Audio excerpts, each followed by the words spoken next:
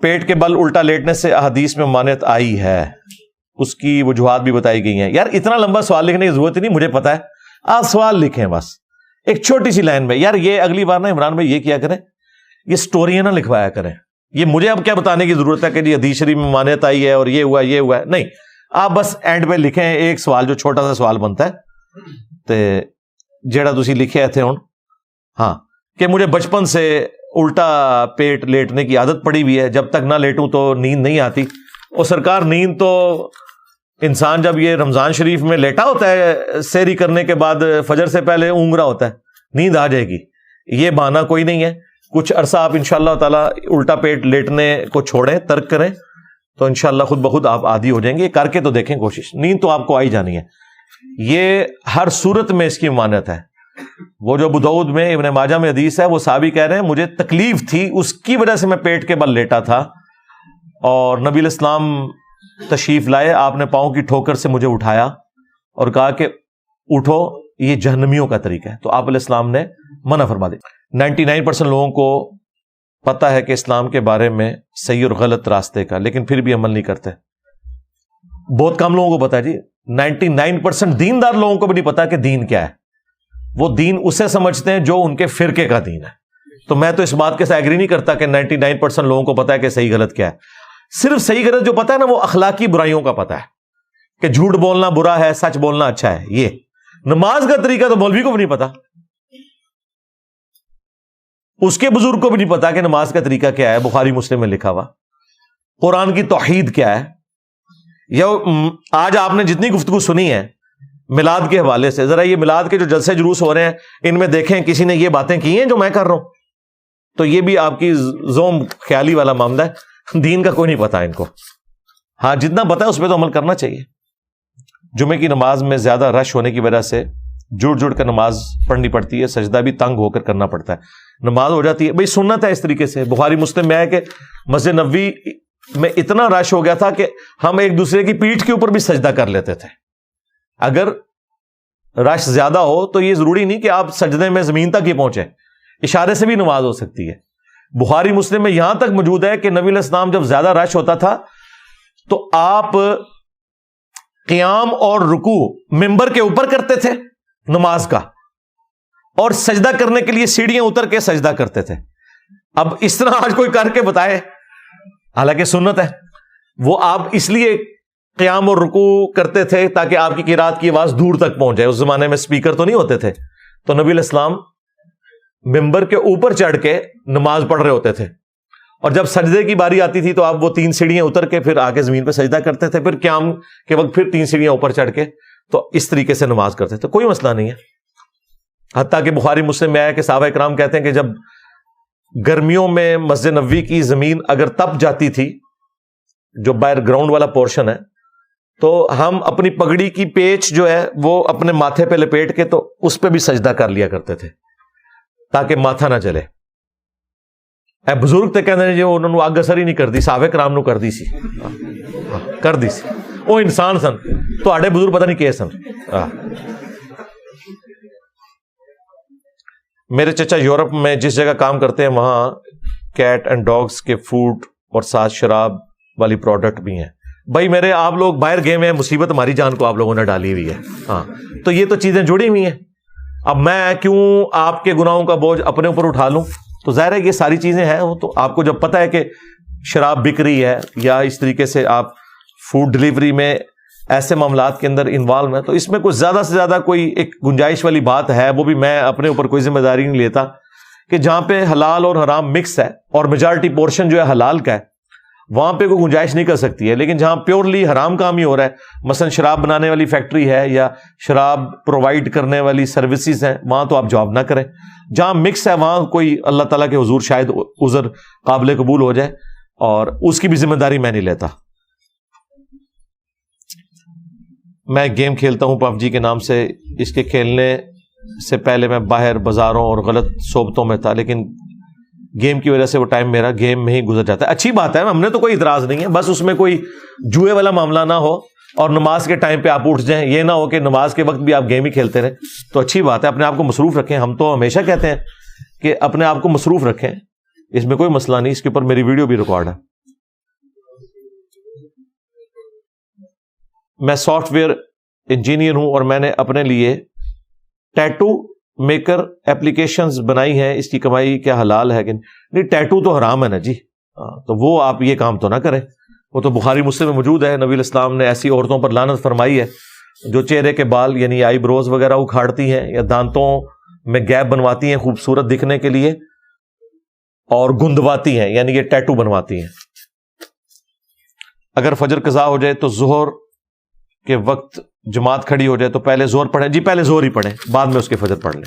ویسے تو اتنا لمبا تو عرصہ ہونا ہی نہیں چاہیے, مطلب اٹھ ہی جاتا ہے بندہ یار, ہاں کتنا سونا جے. ہاں تو ترتیب کوشش کریں قائم رکھیں. مسجد میں گئے 5-7 منٹ ہے تو بجائے زہر کی سنتیں پڑھنے کے پہلے فجر کے 2 فرض پڑھ لیں تاکہ آپ کی نماز کی ترتیب رہے. پھر بھی اگر جماعت کھڑی ہوگی ہے تو پھر ٹھیک ہے, زہر کے آپ 4 فرض پڑھ لیں, اس کے بعد فجر کے 2 فرض پڑھ لیں. اور اگر زہر کی رہ گئی اور آپ عصر کے وقت پہنچے ہیں تو پھر آپ کے پاس آپشن موجود ہے, عصر والے امام کے پیچھے آپ زہر کی نیت کر سکتے ہیں کیونکہ وہ 4 ہی رکھتے ہوتی ہیں نا دونوں, اور اس کے بعد آپ عصر پڑھ لیں. لیکن اگر آپ وہ نہیں کرنا چاہتے, امام کے پیچھے عصر ہی پڑھنا چاہتے ہیں اور بعد میں زہر پڑھنا چاہتے ہیں, تب بھی درست ہے. یہ اجتہادی مسئلہ ہے. مرد مجبوراً گھر نماز پڑھ سکتا ہے؟ جی مجبوراً شرعی ہو تو, ورنہ تو بخاری مسلم حدیث ہے میں ان لوگوں کے گھروں کو آگ لگا دوں جو مرد مسجد میں آ کے نماز نہیں پڑھتے اگر مجھے بچوں اور عورتوں کا خیال نہ ہو, کیونکہ ان کے اوپر تو جماعت فرض نہیں ہے. مجبوری بخاری مسلم میں آئی ہے, تیز بارش, سردی, جان کا خوف, اس قسم کا کوئی معاملہ ہو تو پھر آپ پڑھ سکتے ہیں. ادروائز جماعت کا ہی اہتمام کرنا ہے.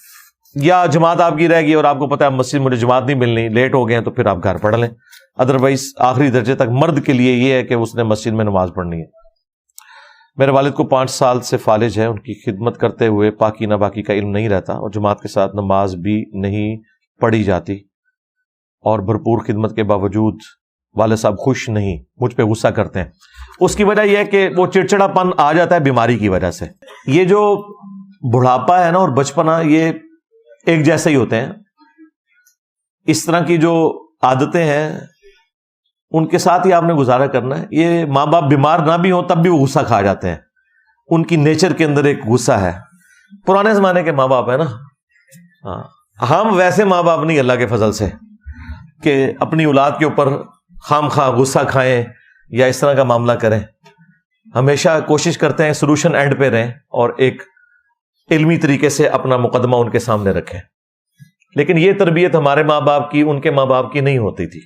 آپ دیکھیں یہ پرانے بابے بھی جب کسی بچے کی شادی ہونے والی ہوتی تھی اس کو سمجھاتے تھے اپنی زنانی کو دبا کے رکھنا ہی.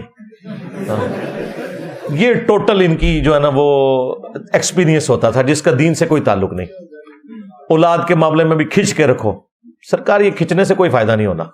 اولاد سے دوستی کر کے چلیں گے تو تب معاملات چلیں گے, سیدھی سی بات ہے.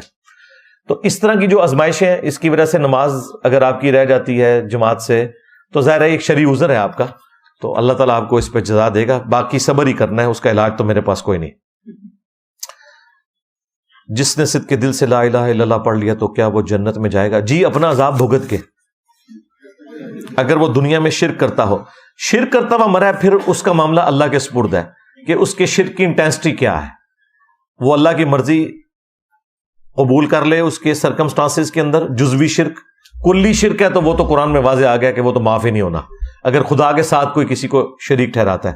لیکن جو باقی جزیات میں شرک ہے وہ اللہ کی مرضی. اس کے لیے آپ میری ویڈیو دیکھ لیں, شرک والے امام کے پیچھے نماز پڑھنا, کلمہ گو مشرک اور کافر مشرک کا جو فرق ہے.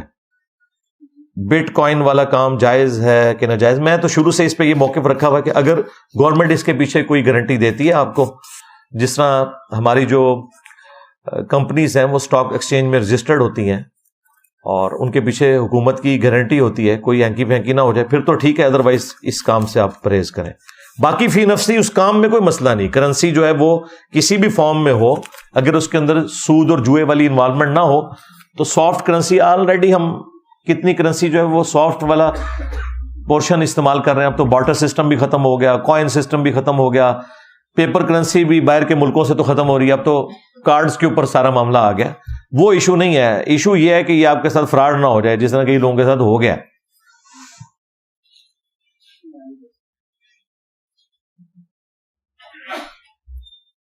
سیونگ اکاؤنٹ کھلوانا جائز ہے؟ اگر نہیں تو کیا کرنٹ اکاؤنٹ کھلائیں جی، کرنٹ اکاؤنٹ ہی کھلوانا چاہیے، اور یہ بھی ایز اے لاسٹ ریزارٹ ہے، اور اسلامک بینک میں کھلوائیں تو وہ زیادہ بہتر ہے۔ باغی کسے کہتے ہیں؟ کیا 70 سال سے آئین پاکستان سے ماشاء اللہ کی صورت میں بغاوت نہیں ہو رہی؟ جی ہو رہی ہے نا جی، اب 70 سال کی گراوٹ ہے، اس کو ٹھیک ہوتا ہے تو ٹائم لگے گا نا، بالکل ہو رہی ہے، اللہ کا شکر ہے، اور ساروں نے اس کے مزے لوٹے ہیں، یہ میں آپ کو بتا دوں۔ یعنی جب تک کوئی حکومت میں ہوتا ہے اس وقت تک اسے اس چیز کی سمجھ نہیں آتی ہے، جب نکلتا ہے تو پھر وہ کہتا ہے ووٹ کو عزت دو، ہاں، اور جب دوسرا نکلا ہے تو وہ کہہ رہا ہے میں آئین کی پاسداری کے لیے لگا ہوا ہوں، میں فوج کے خلاف جہاد کر رہا ہوں، ٹھیک ہے، حالانکہ وہی پرانی اسٹیبلشمنٹ کے ساتھ مل کے اس نے اپنے دشمنوں کے ساتھ جو کچھ کیا اس وقت اس کو سمجھاتے تھے کہ بھئی اللہ سے ڈر، تیرے پہ بھی برا وقت آئے گا، اور دیکھ لیں اب مجھے تو یہ باہر آتے ہوئے نہیں نظر آ رہا، بالکل یہ میری بات یاد رکھیے گا، مجھے بالکل یہ مستقبل قریب میں کوئی دور دور تک آثار نہیں نظر آ رہے، ٹھیک ہے۔ تو مسئلہ یہ ہے کہ جب آپ اس سسٹم کے بینیفیشری ہوتے ہیں نا، اس وقت دوسروں کو آپ جو ہے نا وہ آگے لگا کے رکھتے ہیں، اور جب آپ کے اوپر برا وقت آتا ہے تو آپ کہتے ہیں میرے ساتھ یہ کیوں ہو رہا ہے؟ تو بھائی سب نے حصہ ڈالا ہے اس میں، سیدھی سی بات ہے، اور یہی ہے اسٹیبلشمنٹ کو بھی ہم یہی کہتے ہیں کہ اگر آپ سے لوگ نفرت کر رہے ہیں، آج چوراہوں میں بیٹھ کے، ہوٹلوں میں بیٹھ کے آپ کو ڈسکس کر رہے ہیں، تو یہ آپ کے بزرگوں کے کیے ہوئے کارنامے ہیں، جس طرح فرقوں کے کیے ہوئے کارنامے ان کے بزرگوں کے، ان کی عوام اور آج کل کے لوگ بھگت رہے ہیں، اس طرح آپ کے بزرگوں کے جو کارنامے ہیں وہ آپ کو بھگتنے پڑیں گے، تو یہ کچھ عرصہ لگے گا تو پھر ہی معاملات سیٹل ہوں گے، ہماری تو دعا ہے کہ سیٹل ہو جائیں۔ شرک کے بعد سب سے بڑا گناہ کون سا ہے؟ نماز چھوڑنا بھائی، شرک کے بعد سب سے بڑا گناہ جو ہے وہ نماز چھوڑنا ہے، اور اگر حقوق العباد میں لے آئیں تو قتل نہ حق، یہ سب سے بڑا گناہ ہے قرآن حکیم، بخاری اور مسلم کی روشنی میں۔ ناخن کاٹنے کا سنت طریقہ الیاس قادری صاحب سے پوچھیں، حدیث میں تو صرف ناخن کاٹنے کا ذکر ہے، صحیح مسلم میں 40 دن کے اندر ایک دفعہ آپ صلی اللہ علیہ وآلہ وسلم نے غیر ضروری بال اور ناخن کاٹنے کا حکم فرمایا، اور یہ 40 لیٹ سے لیٹ ہے، ویسے تو ہر ویک میں کاٹ لیے جائیں، لیکن زیادہ سے زیادہ 40 دن کے اندر ایک دفعہ آپ نے ناخن اور غیر ضروری بال صاف کرنے ہیں۔ باقی وہ جو بتاتے ہیں نا طریقہ، دائیں ہاتھ سے شروع کر کے پھر دائیں پہ ختم کرنا ہے، یہ انہوں نے خود ہی لکھے ہوئے ہیں۔ پرانی قیمت میں مال موجود ہے اور قیمت بڑھ جائے تو ہم بڑھا سکتے ہیں؟ جی بڑھا سکتے ہیں، آپ کا رائٹ ہے، اس میں کوئی مسئلہ نہیں ہے، صرف چور بازاری، ذخیرہ اندوزی وہ کرنا منع ہے۔ ظاہر ہے جب آپ کے پاس چیز پڑی ہے، اس کی قیمت بڑھ گئی ہے تو وہ آپ کا رائٹ ہے، آپ بیچ سکتے ہیں، اگر آپ پرانی قیمت پہ بیچنا چاہتے ہیں وہ آپ کی مرضی ہے، لیکن اگر آپ بڑی بھی قیمت پہ بھی بیچ دیں تو کوئی مسئلہ نہیں۔ اسلام نے جو پروفٹ ہے اس کی کوئی حد مقرر نہیں کی ہے کہ آپ کتنا پروفٹ لیں گے، اور نہ یہ ہو سکتا ہے۔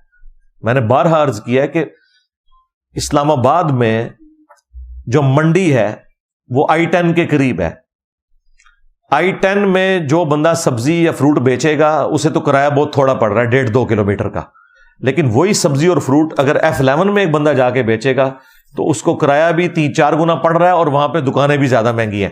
تو یہ ہو نہیں سکتا کہ ایک بندہ یہاں سے 50 روپے کلو آلو اٹھائے، I-10 میں وہ 60 بیچ رہا ہے تو F11 میں بھی 60 بیچے، بھائی F11 میں وہ 100 روپے کلو بیچے گا تو تب جا کے اسے کوئی پروفٹ ہوگا۔ تو اسلام نے کوئی ایسی حد مقرر نہیں کی ہے، صرف یہ کہا ہے کہ ذخیرہ اندوزی نہیں کرنی آپ نے کہ ساری مارکیٹ سے آلو اٹھا لیں اور اس کی قلت ہو جائے پھر اپنی مرضی سے اس کی قیمت بڑھائیں، لیکن اس کو انشور کرے گے ہمارے حکومتی ادارے، ہاں جی، اور وہ آپ کو پتا ہے کیا کر رہے ہیں، وہ بس وہ اپنے بڑوں کی خدمت میں لگے ہوئے ہیں، ٹھیک ہے، ہر ادارہ جو ہے وہ اپنے بڑوں کی خدمت میں لگا ہوا ہے، عوام کے لیے کوئی بھی سوچنے کے لیے تیار نہیں۔ کل دیکھیں میں وہ رات کو دیکھ رہا تھا، 12 بندوں کی بینائی ضائع گئی ہے جعلی ٹیکے کی وجہ سے لاہور کے اندر۔ وہ 40,000 سے لے کر 1 لاکھ روپے تک کا ٹیکہ تھا، اجمیر شریف کا بنا ہوا، تو وہ 1200 روپے کا بیچ رہے تھے بغداد شریف والے، تو وہ ظاہر ہے پھر 1200 کا آپ کو پھر وہ یہی دیں گے نا، اس سے تو بہتر تھا اس میں پانی بھر دیتے، کم از کم اس کی بنائی تو نہ بندوں کی جاتی۔ اب وہ چلی گئی ہے تو اب ساروں کو خیال ہے کہ جی یہ بک رہا ہے، جی سارے پورے پنجاب سے انہوں نے ریٹریو کر لیا ہے۔ بھائی اللہ کے بندو، جو ڈیمیج ہونا تھا، جن لوگوں کی بنائی ضائع ہونی تھی وہ تو ہو گئی نا، پہلے تم لوگ کہاں تھے؟ اور یہ سارے کے سارے لوگ شامل ہیں۔ ابھی بھی میں ٹی وی پہ سن رہا ہوتا ہوں کہ وہ جناب جی اتنے 1000 مقدمات درج ہو گئے ہیں بجلی چوروں کے خلاف۔ بہرحال میں جو اکثر کہتا تھا نا پوری قوم ہی چور ہے، تو اب آپ دیکھ لیں ہر جگہ ہی آپ کو بجلی چور نظر آ رہے ہیں. اچھا وہ بجلی چوروں کے خلاف تو مقدمات ہو رہے ہیں, لیکن جن لائن مینوں نے وہ سارے ٹرانسفارمر لگا کے دیے, کنڈے لگا کے دیے, ان کی ٹرانسفریں ہو رہی ہیں جی, ٹرانسفر کر دیے. مطلب وہ بجلی خود تو نہیں کو چوری کرتا, عام آدمی مطلب بجلی کو ہاتھ لگاتا ہے, مجھے بتائیں. تو یہ سارے لوگ بیچ میں انوالو ہیں, یہی چیز ہے.